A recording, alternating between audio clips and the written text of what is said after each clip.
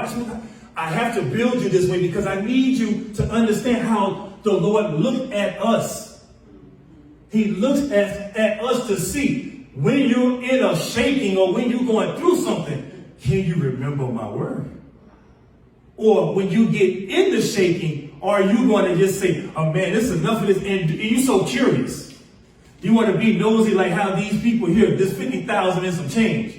They want to be curious and look inside when they're unauthorized to look inside. So now the Lord said, okay, I'm going to let you do it. And see, watch this. The striking didn't happen immediately. See, you got to watch what you do because, see, the repercussions of that thing, he might not let it happen for you right then. Just like I love what Deuteronomy chapter 23, verses 1 through 8. The Moabites and the Ammonites, see, they didn't give the children of Israel no bread or water when they was passing through. So the Lord, hey, basically paraphrase, the Lord did, hey, don't worry about it. Y'all keep going. But I believe you get to Nehemiah chapter 13. He talks about, look, okay, since God didn't bless my people then, I'm going to remember it later. So you got to watch what you do. And you got to watch who you follow. Please, somebody, watch who you following. Because if you follow the wrong person, it's going to pull you off of your assignment. It's going to pull you out of your purpose. It's going to pull you off of your destiny. Some of y'all are in a better position than some people who you are around and you don't even know it.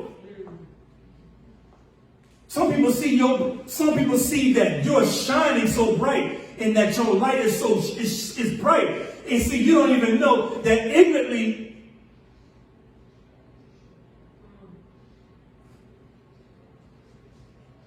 is putting a veil over your light. It's covering your brightness. Oh, God.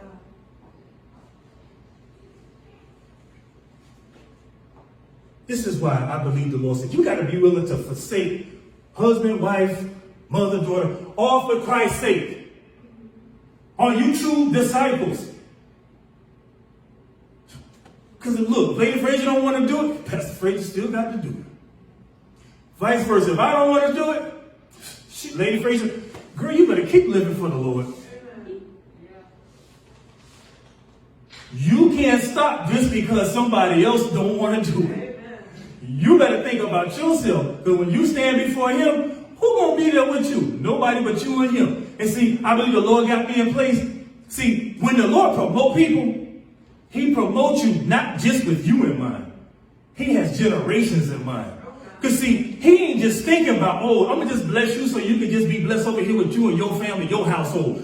No, the Lord is looking at, man, look at how he did Joseph. The Lord blessed Joseph to where he was able to preserve not just him and his family, but he was able to preserve generations. He was able to preserve life.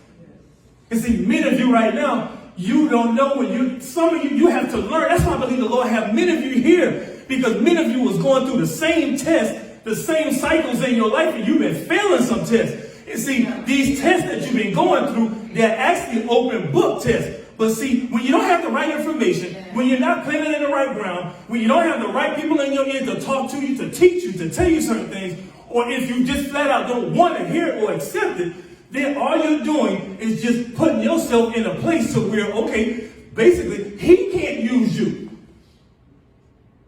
You have to stay teachable. You have to want to learn so that you can move to the next level. Even me, as much as I got a license to do what I do, but when I get in these certain environments, it's almost like, yeah, I can do it, and yeah, I might have some knowledge too, but you know what? Tuck your stuff back, unless it's asked for it. Because see, you don't know. See, you get in there and you stop moving, you got to learn the culture. I'm helping you. If you don't learn that culture and you just want to do things however you feel deemed to, you're putting yourself back. And you know who is hurting? You. And then we always wonder, man, why I don't get X, Y, Z? Why it seem like things ain't flowing? See, the test is with you and Jesus. He's the test giver. I'm developing you to handle what I already purposed for you. And until you learn that you're being developed for something bigger than you,